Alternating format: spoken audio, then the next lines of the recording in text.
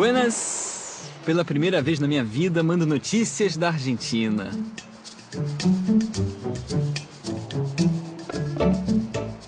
Andar por aqui dá uma sensação muito curiosa. Eu sei que estou bem perto de casa e ao mesmo tempo me sinto longe.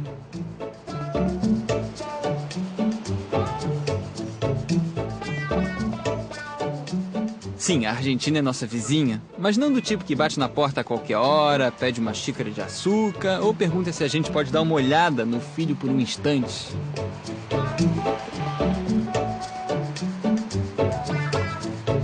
Nossa relação de vizinhança é mais impessoal. Em geral, não temos lá muita intimidade. Mas sempre observamos a roupa um do outro na rua, comparamos nossos carros na garagem.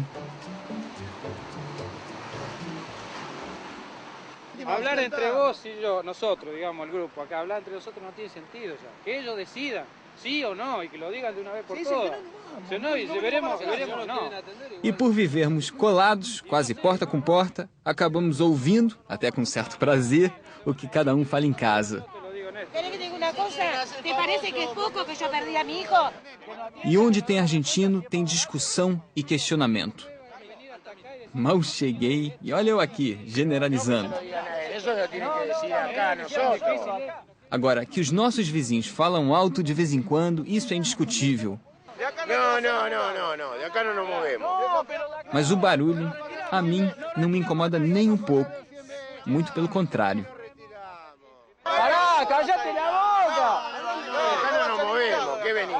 Brasileiros e argentinos vivem as turras, se criticam, disputam o mercado, mas no fundo se adoram.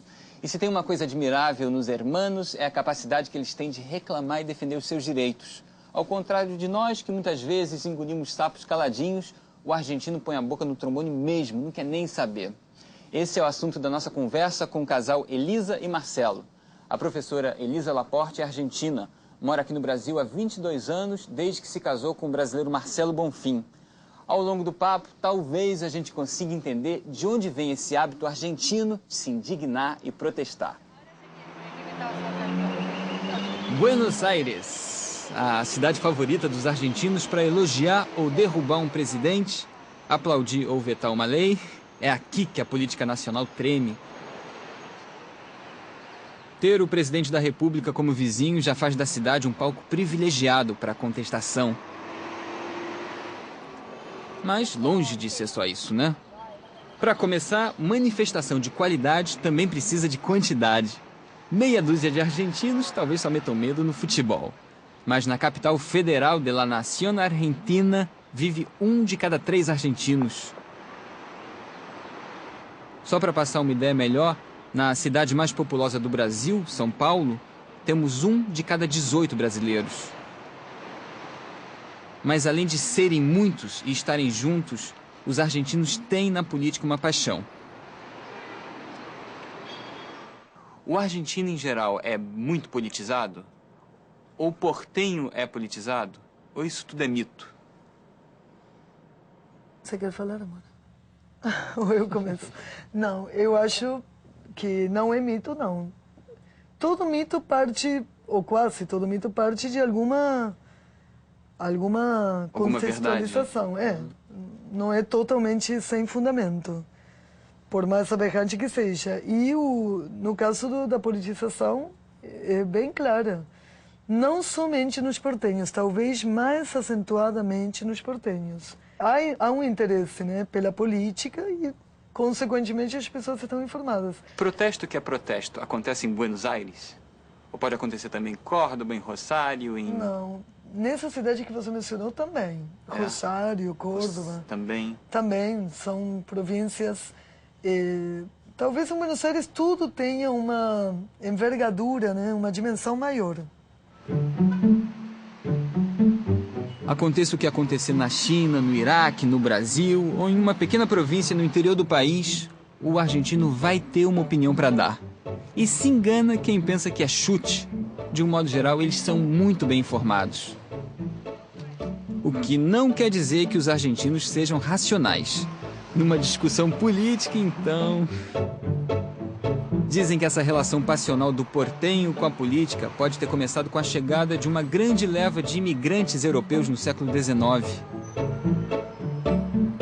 É bem fácil perceber a influência europeia na capital argentina. Muitos traços da arquitetura de Buenos Aires foram inspirados em Paris e Madrid.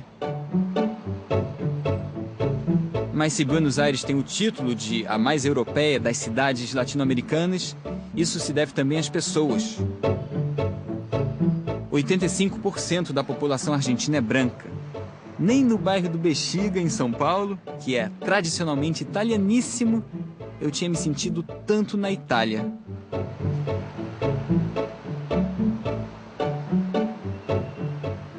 O argentino reclama, é uma pessoa que reclama. Se há governo, sou contra. Isso tem um fundo de verdade. Então, gostam de reclamar. Espírito combativo, contestador. Sou contra, né? De onde vem esse espírito, Elisa? De onde vem? Pergunta difícil, né? Não sei. Como se formou o típico argentino? Né? Então, houve uma imigração bem clara no início do século, da qual eu provenho, e esse imigrante teve que se defender para conseguir as coisas. E eu acho que, como uma certa defesa, o imigrante, ou ele sucumbe, ou então ele tem que, bem, ou eu vou lutar por mim mesmo, ou não vou ter apoio e não vou conseguir nada. Entre o fim do século XIX e o início do século XX, a Argentina viveu seu esplendor econômico. Na terra do Rio Prata, La Plata rolava solta.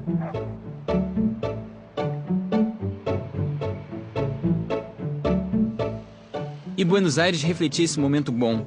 Era uma capital moderna, a primeira da América Latina a ter metrô, inaugurada em 1913. Os argentinos bem que poderiam ter se transformado numa referência mundial de bem-estar social e desenvolvimento econômico. Mas não aconteceu. E o país talvez tenha se transformado numa referência de instabilidade, tanto política quanto econômica.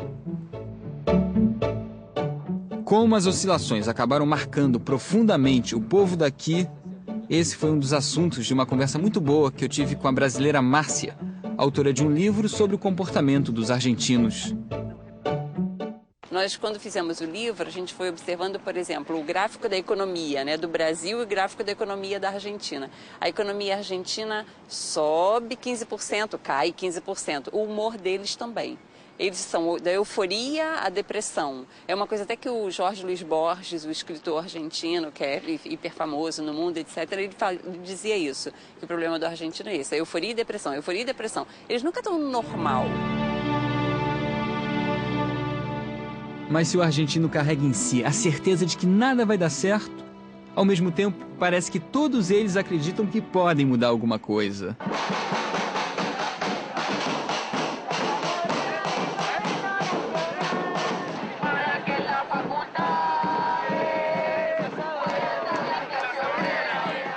O pessimismo aqui não imobiliza, ao contrário, impulsiona. E é por isso que volta e meia eles tomam as ruas. Pouco importa se o que está em jogo é um acordo internacional, alguma conquista trabalhista ou o aumento do pão. Permiso, companheiro, deixamos passar o caminhão de sonido.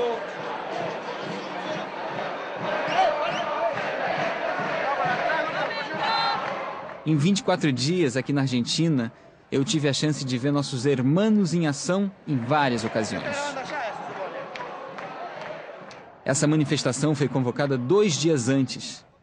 Uma passeata convocada assim, em cima da hora, numa sexta-feira. Como a minha referência é o Rio de Janeiro, eu não tive dúvida de que não ia aparecer ninguém. Acho que há muito pessimismo, muita descrença política atualmente no Brasil. E há os porquês, né, para isso.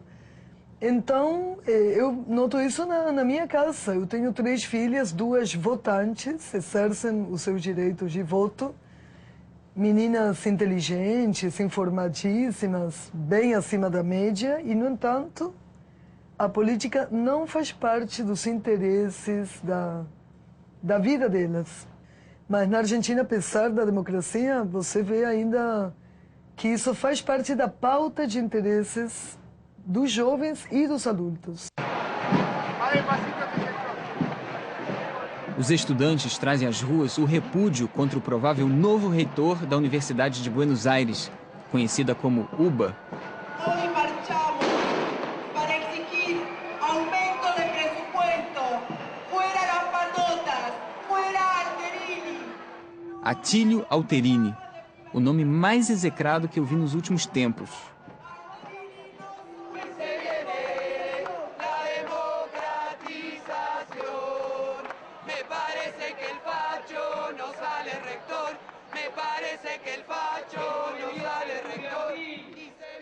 Alterini é um dos candidatos a reitor da UBA e muito provavelmente o vencedor num processo de eleição que é indireto.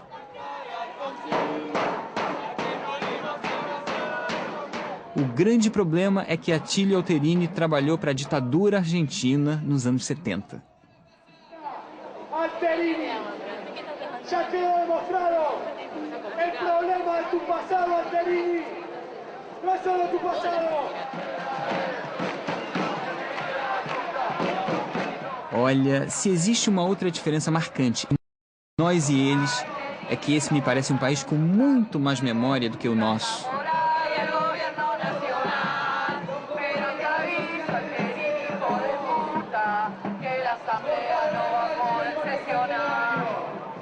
Compañeras y compañeros, también es grande y muy importante el proceso de unidad de los sectores clasistas en la universidad y fuera de la universidad. Los trabajadores clasistas tenemos esa obligación porque nos vamos a enfrentar una vez más, como históricamente lo hicimos, a las patotas de la burocracia.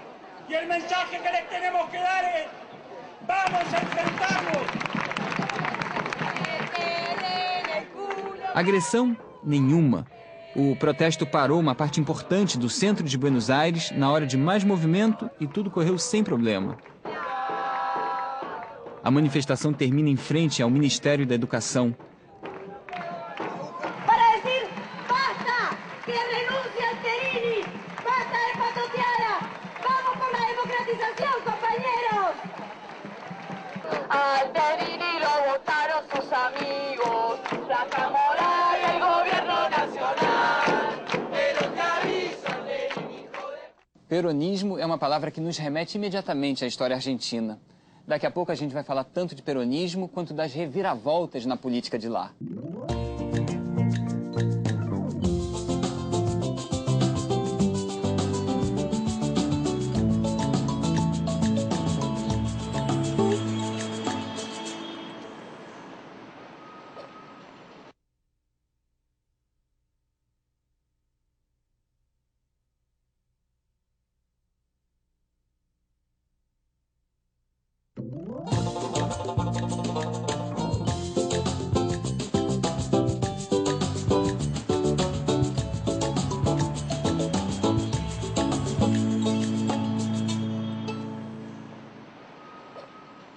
Eu estou conversando hoje com a portenha Elisa e o carioca Marcelo sobre a capacidade do argentino de acompanhar os passos do governo.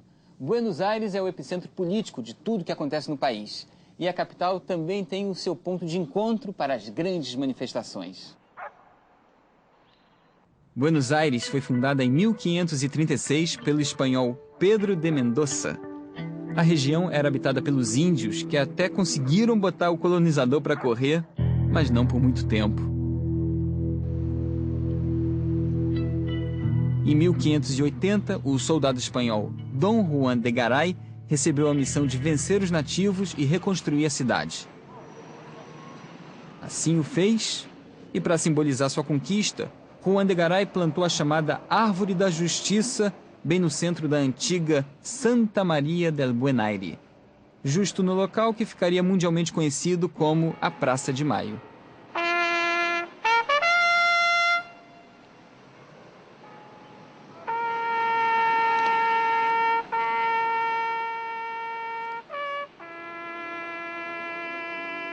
Se eu fosse contar as tantas histórias importantes ocorridas aqui na Praça de Maio, eu ia me tornar o brasileiro mais falante dentre todos os argentinos. Praça de Maio. A mim me faz pensar imediatamente na residência oficial do presidente da República, a Casa Rosada.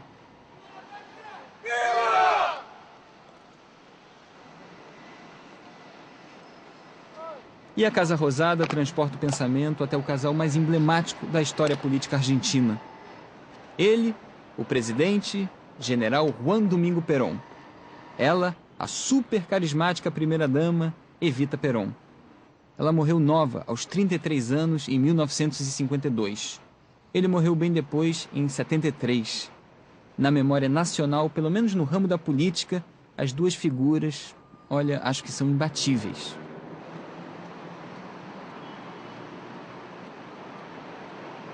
No imaginário popular foi aquela história de alguém que veio de uma origem muito humilde e não somente venceu na vida, senão que se tornou líder. Essa é a figura da Evita assim, mais conhecida, né? A descrição da Evita. Eu não vivi o peronismo, ou seja, vivi em casa porque meus pais, como muitos, foram peronistas em determinada época, mas logo viram que, pelo menos na opinião deles, e eu acho que tem fundamento, que era realmente um demagogo, como tantos outros, né? Então, sob um discurso populista de esquerda, na verdade, não trazia assim, nenhum benefício ao país como um todo. Perón foi uma espécie de Getúlio Vargas argentino. Nacionalista ao extremo, a ponto de ser considerado quase fascista, era adorado pela classe operária e ainda foi o homem que regulamentou o voto feminino. Como as nossas histórias são parecidas, né? Governos populistas, e depois vieram os tenebrosos regimes ditatoriais nas décadas de 60 e 70. Essa tal Praça de Maio já viu manifestação de tudo quanto foi tipo. Vai sacar uma foto para a crônica? Listo, dale, vamos. Inclusive silenciosos protestos de uma sociedade calada pelos governos autoritários.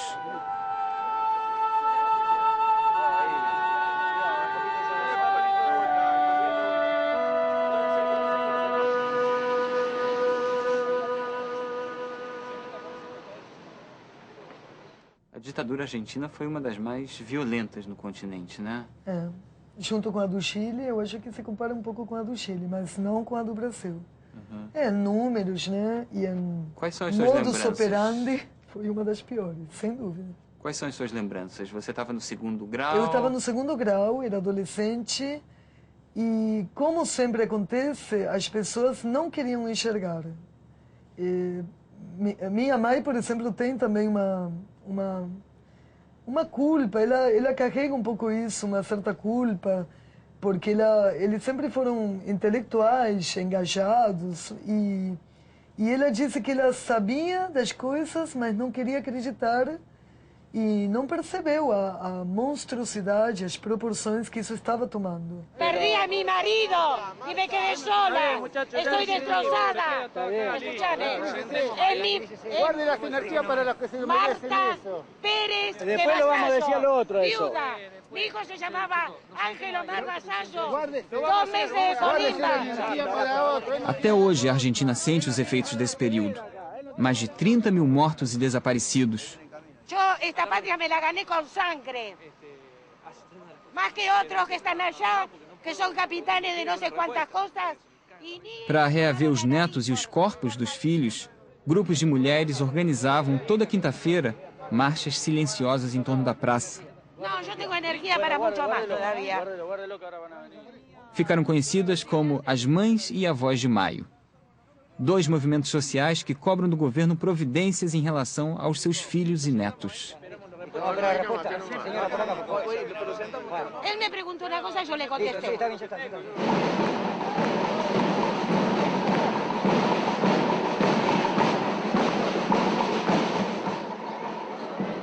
Como jornalista que sou, eu gostaria muito de ter estado aqui na Praça de Maio em dezembro de 2001. Alfajor artesanal 12 por $1.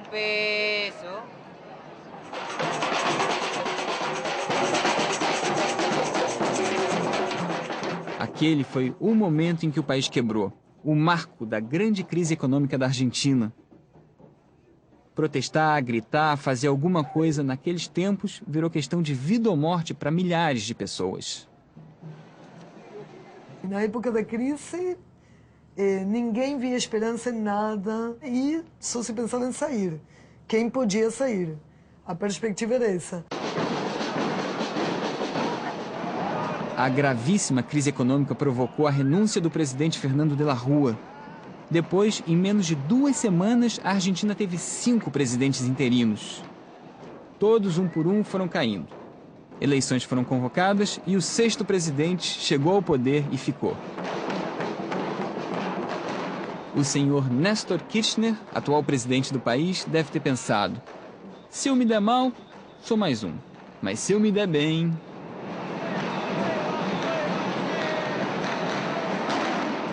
Dito e feito, Kirchner sobreviveu àquela hecatombe e, principalmente, superou a fúria popular.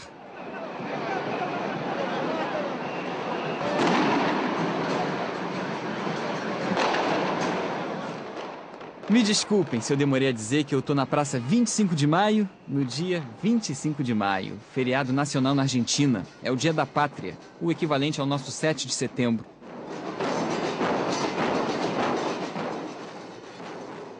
E o que está acontecendo é um showmício organizado pelos partidos políticos que sustentam o atual presidente.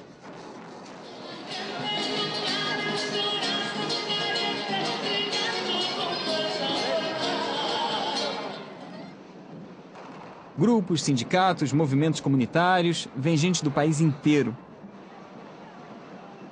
A grande maioria com transporte, lanche e tal, patrocinados pelos políticos.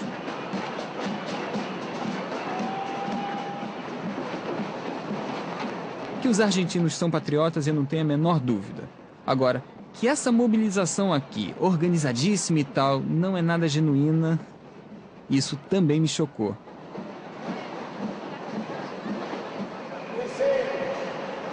Os organizadores estimaram em 300 mil pessoas. Os jornais falaram em 150 mil manifestantes. O fato é que a Praça de Maio ficou entupida.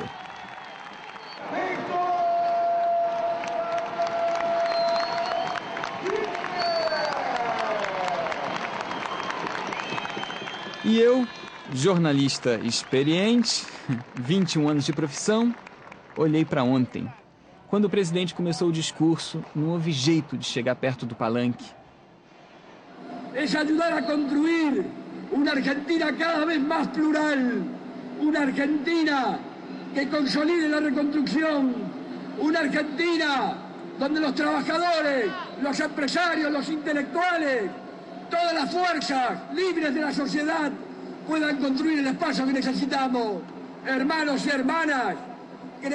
Néstor Kirchner é o peronista da vez. Pelo menos por enquanto, por enquanto. Afinal, são cerca de 38 milhões de comentaristas políticos ligados de verdade nas suas palavras, presidente. Dizem que eu me peleo muito. E não é que eu me peleo muito. É que negocio pouco com certos interesses. Há alguns interesses que me querem ver de rodillas. Y yo voy a honrar el juramento ante el pueblo argentino, siempre de pie, siempre luchando, siempre peleando por la patria. Ter visto uma multidão na famosíssima Praça de Maio, para mim, foi impagável. Mas imaginar o dinheiro que foi gasto com esse teatro, para mim, é intragável. Hermanos y hermanas, muchas gracias por compartir este 25 de mayo. Muchas gracias por compartir esta Asamblea Popular. Muchas gracias, abuelas y madres, por estar acá compartiendo este momento histórico. Muchas gracias a todos.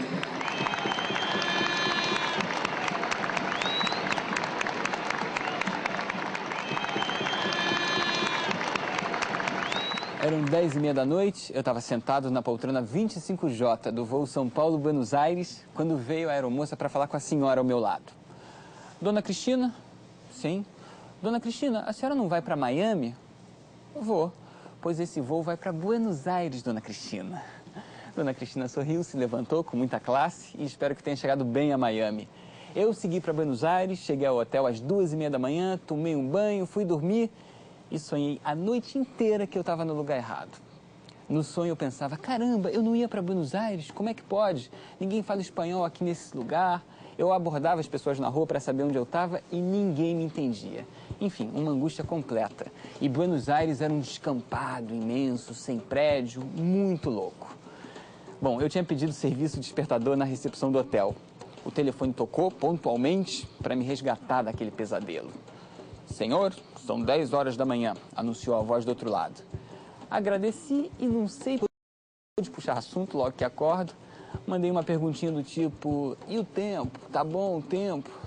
O jeito da resposta, o tom da resposta me confirmou que eu estava na Argentina.